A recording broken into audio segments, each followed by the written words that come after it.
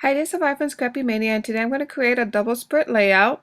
The pictures that I have that I'm going to be using for here, they're measured 3.5 by 4.5. The papers that I'm going to be using is by Die Cut with a View, Rock Star Collection, and then a lot of these embellishments that you see there was done with the paper, heart paper underneath that I cut out and created embellishments. I don't end up using those blue mats that you see that I set aside, but everything else I am planning to use. So how I created those Polaroids is I measured my pictures, and they were 3.5 by 4.5, and then I cut a 4.5 by 4.5 square, and then I cut an opening to fit my picture. I created a template for my opening, and that's what I used to trace behind my Polaroid, and then I used my Fisker cutter to cut out the opening.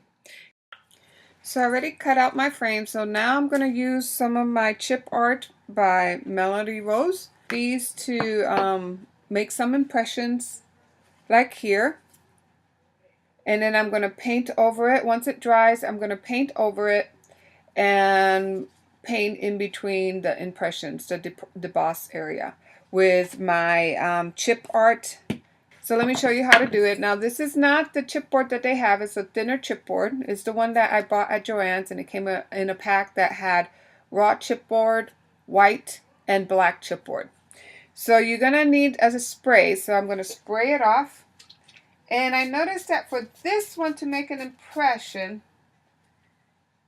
you have to kind of saturate it a little more than the regular chipboard that you buy that comes with this piece. So I'm going to use this photo corner, and I'm going to place it on the side, and it's going to be a little loud, and then I stabilize it. When I put it my my stamp on the piece, I stabilize it. My finger kind of holds it in place like that, otherwise it moves. And you're going to give it 2 or 3 whacks, and see, there makes an impression. Okay, we're going to do it again. And I think in this type of chipboard, since it has a coating, it requires more water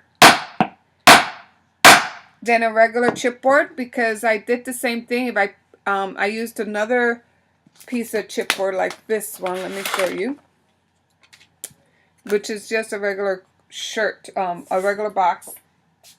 If you saturate it and then you use this, it goes, actually it breaks it, because that's how this happened, because I used it and then it broke through the paper.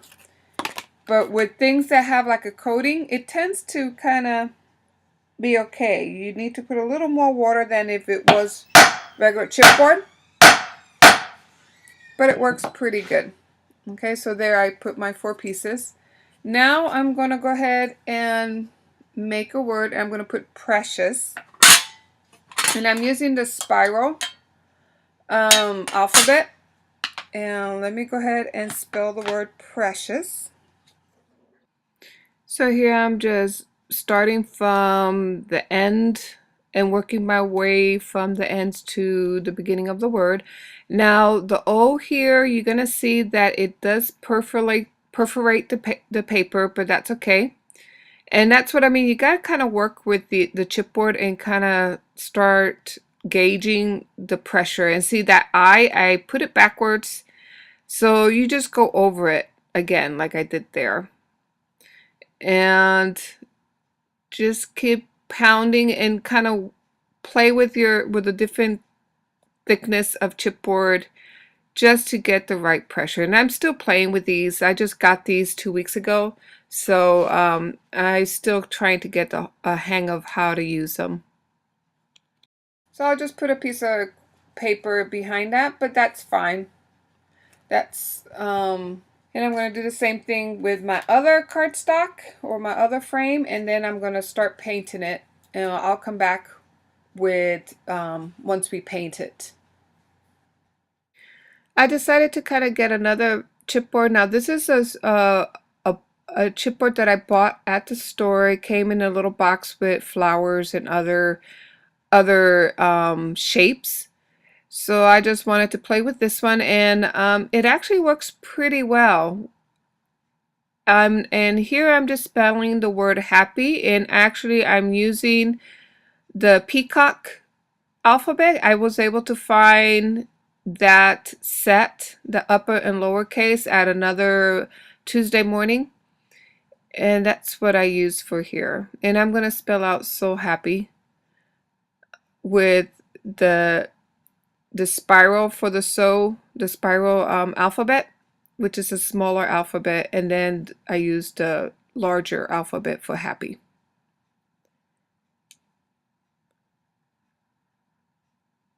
So I'm just gonna put a little more embellishments here. I'm gonna put this flower, and it didn't make such a deep impression. I noticed that the shapes that don't have a lot of grooves don't make the impression as well as the ones that are more has a little more grooves or more openings in the shape.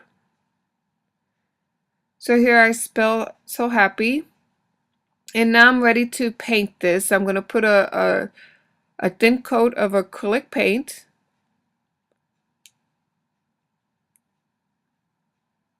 and then after you put acrylic paint and you dry it, then you're going to make some kind of varnish with some decoupage glue and also some type of acrylic brown glue, brown paint or black paint. And here my acrylic paint was a little bit dry, so I'm kind of scooping it out of the bottle, and then and the mouth part helps it get diluted a little bit and not be so thick. So you take a thin layer of this solution that you just created and you put it on, and then you wipe it off, and what you're trying to do is to get that varnish or that wash into your grooves. Now, like these flowers, when that didn't have that much depression on it, it wasn't debossed deep enough. So I'm going to go over it with some more paint, and just a little darker paint, and you'll see me doing that in a second. And that really helped. When I went over it with a regular acrylic paint and just filled in the flowers, it really looked nice. And then I went over the leaves. Those flowers do have a leaf, so I decided to just get a Sharpie and just color in the leaves. And then I used some more paint to kind of put little centers. And there, I'm done with that piece. Now I'm gonna continue on with my frames. So I took some neon pink and mixed it with a little bit of berry wine to create a color that is similar to my paper. So I painted all my frames, and now I'm just using a dark glaze by mixing some glaze medium and some water. Again, it was not getting into the grooves, so then I decided to just paint each of the letters with a very thin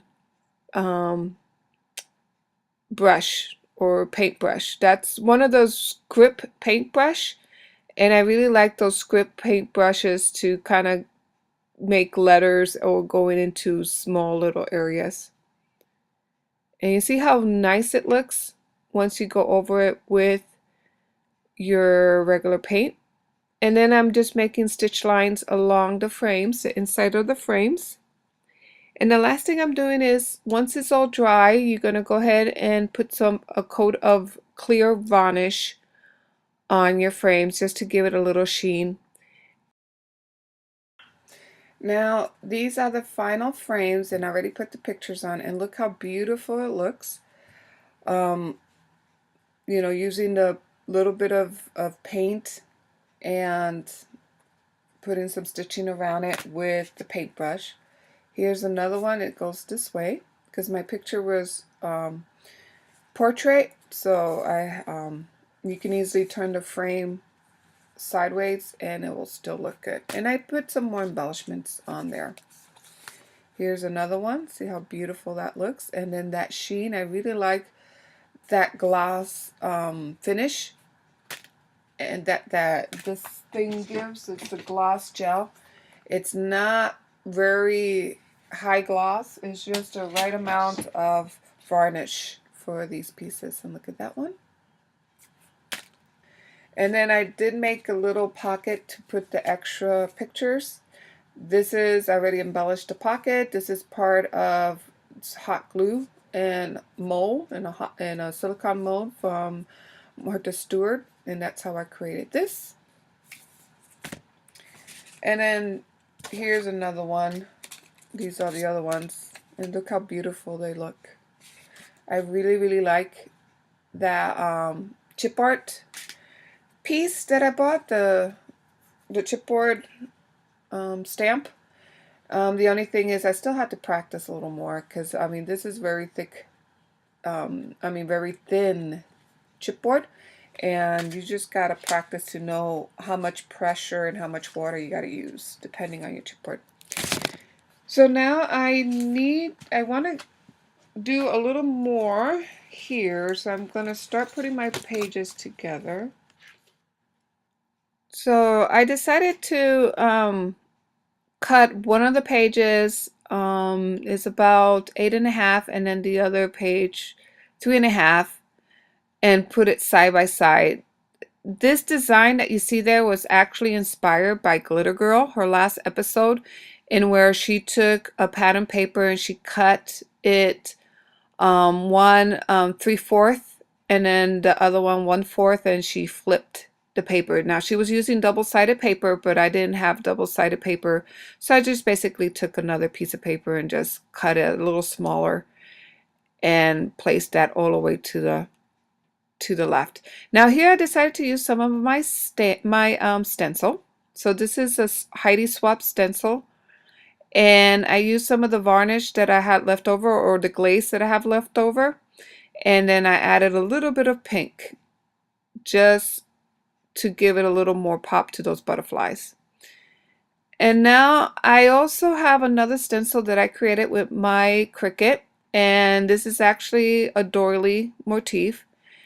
Cricut's paper lace cartridge has a lot of stencils or a lot of doilies and lace and things like that works perfect for creating your own stencils. And I'm going to do the same thing here. Just put 2 stencils on the side. And now I'm just going to place my pictures on top of that. You don't hardly see it. And actually, after all that work, you don't really see it that much. But it gives it a little bit of texture in the background. So here, I'm just trying to use up some of my stickers that I have had in my stash forever. And that's a lot of the stickers that you see on the frames and throughout this layout are from old supplies that I have that I don't even know the name of it no more. See, I'm just placing my embellishment and I'm using just a roller glue or the roller tape for the pictures because those are originals, and then I used a regular fabric tack to glue the larger pieces down, or the pieces that I know we going to have some issue with it not sticking on the page. So I decided that it needed a little more, so I decided to put memories with black Memento ink right underneath the butterflies. And then I wanted to use some arrows. So I went ahead and I got this tonic punch a long time ago, also at Tuesday morning. So I took some of the chipboard that I have extra pieces after the frames. After I cut out the frames, I had a lot of extra pieces of the same chipboard, and I'm using embossing powder with glitter, and I'm creating some glitter arrows. And this glitter arrow is actually from the new product lines that I've saw on 2Ps of companies having the glitter alphabets and the glitter stickers and frames, so I decided I wanted to create my own version of that. So here I'm moving on to the second page. Now this page, I decided to do something different. I wanted to incorporate, if you notice, I've been incorporating some more mixed media technique, like the doily with the stencil. And I had a lot of paint left over, so I decided to paint my flowers, the arrows, and the heart, and it came out pretty nice. I really like how it turned out. I'm just making sure that it's nice and dry before I place it down on my page. And it just looks nice. I really like how it came out. So now I'm using some glue, just adhering it down. Now because I painted that paper, it was getting a little hard to glue down, so I just had to flip it over and then put pressure, and that helped keep it in place. So here I'm just kind of placing my pictures, and I'm using that tag that I created that says "So Happy" on the top right, and then that heart that I just placed underneath my tag was actually created with hot glue gun and Martha Stewart silicone mold. And some more of those hearts created with the paper. And then that strip is just a strip that I had laying around, and I decided to use it in order to give it a little more dimension to this page. It just needed something, and that kind of did the trick. So here now, that love strip that you see down there, the white and red tag, once I placed it on the page, I really didn't like it, but I was kind of stuck with it. So I decided to stamp some geotags on top of it using the paint left over from my color wash. So here I'm done with both of my layouts. So here's a closer look. And I really like how my frames came out using the chip art from Melanie Ross, and also going over it with some paint. I hope I was able to give you some ideas of what you can do for your own layouts, and thank you for watching. Bye now.